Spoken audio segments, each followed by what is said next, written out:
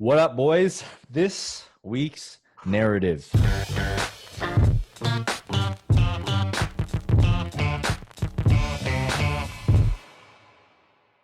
Should you be a number cruncher or should you just draft good players when it comes to the Scott Fish Bowl? Seeing a lot of stuff on Twitter, a lot of nerds like me, a lot of film grinders, all types. It's one of the most exciting events that goes out there. Shout out to Scott Fish and Ryan McDowell for putting it out there. Just a great event. I believe the Scott Fish podathon thing is going on right now as well. I guess it would have passed by the time you guys see this, but a lot of good stuff for charity. But the draft is coming Monday. I've already got my pre-draft picks in. A lot of people have different approaches. I've been seeing spreadsheets. I've been seeing color-coded graphs. I've seen, Scott Fish Bowl scoring for the past 10 years. I've seen Mahomes versus CMC. I think this year I'm just going to take a simpler approach and just draft the good players. What are you doing, Nick? I haven't. The thing with Scott Fish is the rules are so ridiculous every year that you really need to. I'll just preface by saying I was way more into it last year. I remember I took your stat sheet and customized it to be the Scott Fish scoring and whatever. And I remember coming away from it and I was at the 107 and I was like, okay, tight ends are so heavy that I came away from the spreadsheet with 3 rules and I was going to do whatever else besides that. It was grab Travis Kelce in the first round if he was available, which I did. And then make sure you leave the draft with Lamar Jackson. And I didn't end up getting him. So I fucking skipped out on that rule. Pretty sure I would have finished top 10 in the whole fucking Scott Fish Bowl if I just listened to myself. But the thing with this is I haven't had time to look at the rules and the scoring. And by the time you're watching this, we're filming it and the Scott Fish Bowl kicks off tomorrow. I'm going to be looking at the scoring settings pretty much for the first time when I'm on the clock. But you also have you have 4 hours to do it. And there's been people putting shit out. So last year I drafted Andrew Luck because it was before he retired, and I drafted Marlon Mack because it happened so much, prior to the actual season. So it's I don't know. There's just not a lot you can do given the context of when you're drafting and what you know about everybody. So it's this year I'm just gonna not give a fuck. Look, I mean, it kind of applies everywhere. For me, I definitely I've crunched some numbers, right? I try to really understand the scoring of any league, not just Scott Fish Bowl. And to be honest, Mike, I'm probably gonna just text you when I'm on the clock and be give me the gist of quarterback positions. What am I going for? I saw it. Someone sent it to me today. It's -2 per sack, -1 per incompletion, some shit like that. And yeah.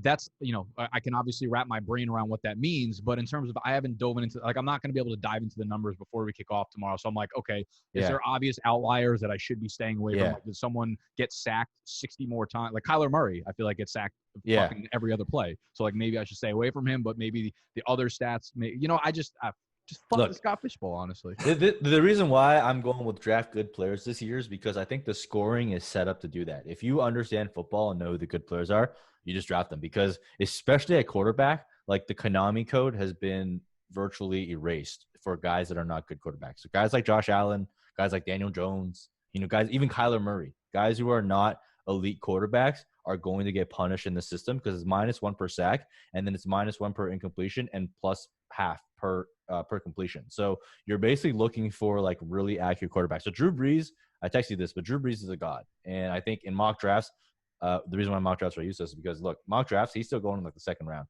Drew Brees should be going in the first round because of the way his scoring variance works. Mahomes is a god.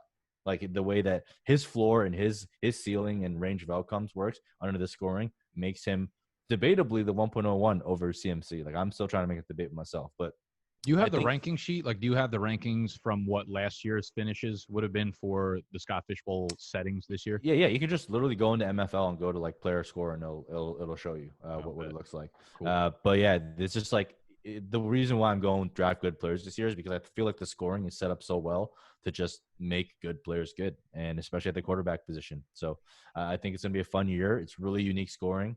But yeah, I mean, look, Noah, I mean, I want to get your thoughts too. How do you approach leagues like this with super custom scoring? Do you really dig into the numbers? Do you adjust your rankings for the numbers? Do you just go off your base rankings and then make adjustments on the fly? What is your approach?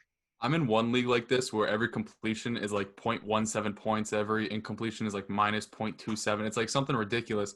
What I did is every time I was on the clock, I would say, man, do you guys realize it's a 1.5 tight end premium in this league? Man, do you realize this? I left the draft with Tyrod Taylor as my quarterback 1 when you can start 3 quarterbacks. So that's how I went about it there. I made trades after the draft to try to replenish my starting roster.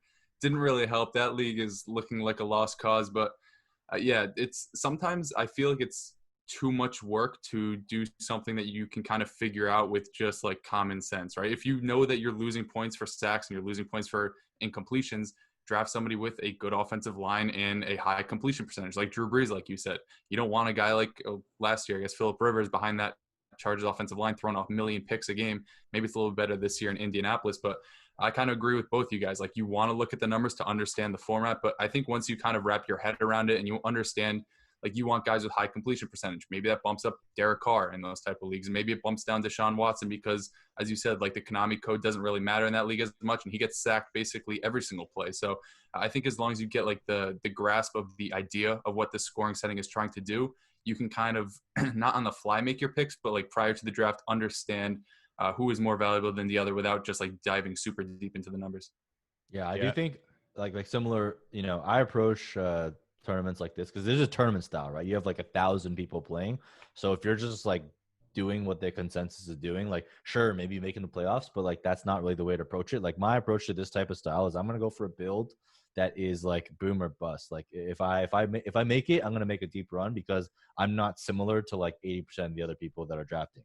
But if I bust out, then I bust out. So it's kind of like tournament poker. That's kind of how I approach that type of play as well. But that's kind of my approach to this type of game.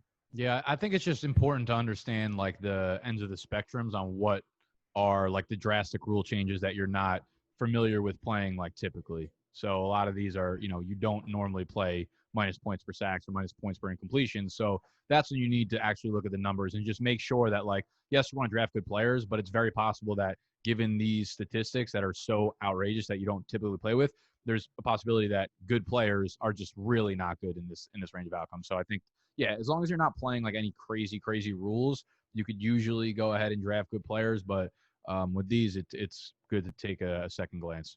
Yep, for sure. So, look, man, good luck to all you guys out there, except for those of you playing in the Bay division. I'm going to dominate you guys. But good luck to everyone playing in the Scott Fish Bowl for a good cause. Hopefully, BDG will take this one home. I'm going to try my best. Yeah, it'd be fucking ill if we did. I'd actually be like, I don't care about it, but I'd be really.